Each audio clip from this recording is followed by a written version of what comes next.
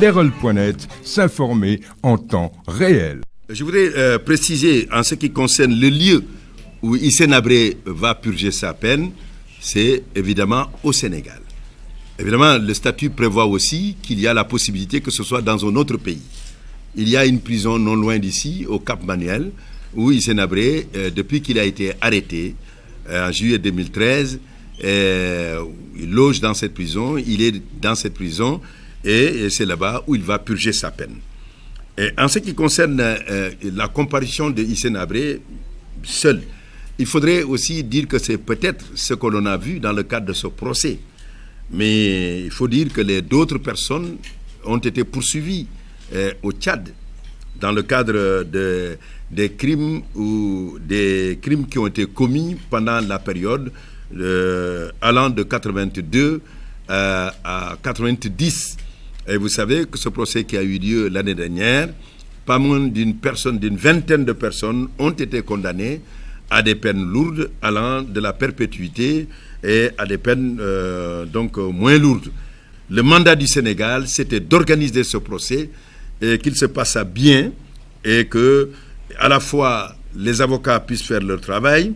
Alors il avait récusé ce tribunal, il avait demandé à ses avocats de ne pas faire le travail, mais le tribunal, dans un souci de bien faire, dans le souci de respecter les droits de la défense, a choisi 3 avocats et a donné le temps nécessaire à ces avocats pour étudier le dossier, ce qui a fait que le procès qui a commencé le 20 avait été renvoyé au mois de septembre, 45 jours plus tard, pour pouvoir donc suivre ce procès. Dans le cadre de la procédure qui est en cours et qui explique le mandat du Sénégal, c'était de juger celui qui était visé, à savoir Hissène Habré. Et Hissène Habré donc a été jugé et une condamnation est intervenue. On appelle ça une sentence a été rendue hier.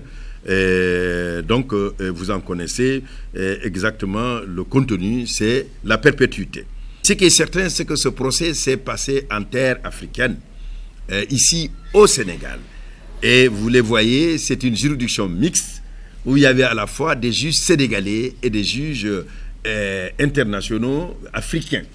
Et ce sont ceux-là qui ont rendu la justice. Et cette justice, elle a été rendue au clair soleil. Et c'était des procès publics. Tout le monde y avait accès.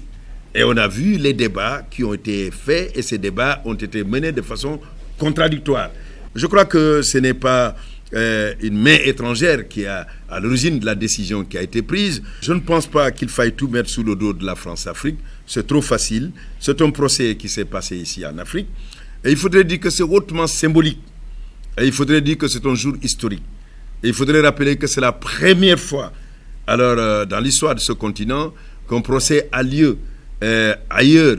Je voudrais dire que ailleurs parce que je voudrais viser un mécanisme qui est celui du mécanisme de la compétence universelle et qui découle de la Convention de 1984 contre la torture que le Sénégal a ratifiée. C'est ce qui nous permet justement de juger que le Sénégal a adapté dans sa législation nationale. Les chambres africaines ont une mission qui a été encadrée dans le cadre d'un accord tripartite entre l'Union africaine, le Sénégal et le Tchad.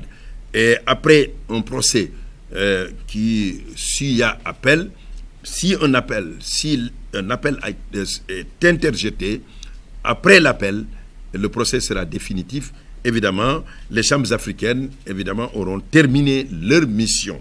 Permis d'organiser ce procès, c'est la somme de 5 527 399 330 francs, ce qui correspond à 8 426 465 euros. Donc on est bien loin quand on porte des accusations, elles doivent être aussi précises que possible. Mais c'est tout à fait normal. Madame Fatimata Raymond Habré est une bonne épouse qui défend bien son mari. Il faudrait bien qu'elle donne des arguments, ça c'est tout à fait normal, nous pouvons parfaitement le comprendre. Mais je voulais dire que cela n'est pas la réalité. Bon, tout ce qui est exagéré est insignifiant. N'oubliez pas que s'il y a appel, il y a toujours des possibilités qui sont offertes. Et les possibilités vont à la confirmation de la décision, comme elles peuvent aller à l'infirmation de la décision, et qui peut être un acquittement, ou à un allègement de la décision, Et tout cela dépendra donc de la juridiction d'appel qui a tout pouvoir, au regard de l'examen des éléments, de prendre une décision. Je vous révèle que l'État tchadien a été condamné à 75 milliards à verser aux victimes. Et 50% vont être acquittés par l'État et 50% par les personnes condamnées. Donc cela voudrait dire que justice a été faite sur le plan pénal, mais la réparation a suivi. Parce que les victimes sont souvent, une fois que le droit est reconnu, dans des situations de détresse morale, matérielle, psychologique. Et il est important que l'on puisse donc les soutenir et leurs familles pour que, ou leurs ayants droit, pour qu'elles puissent donc pouvoir retrouver une vie digne. Il y aura bien une procédure sur les réparations qui aura lieu avant le 31 juillet. Et en ce moment, nous saurons exactement quelle sera la décision qui sera prise et les montants qui seront alloués aux victimes. Leral.net, s'informer en temps réel, site d'information exclusive numéro 1, www.leral.net, un nouveau look de Leral.net, une valeur sûre du journalisme en ligne, 12 journalistes, des reporters sur le terrain, dont des anciens éléments, des renseignements généraux pour les investigations, des enquêtes fouillées, des reportages chocs et une rubrique People riche en infos, sans oublier la Web TV. Leral.net, s'informer en temps réel.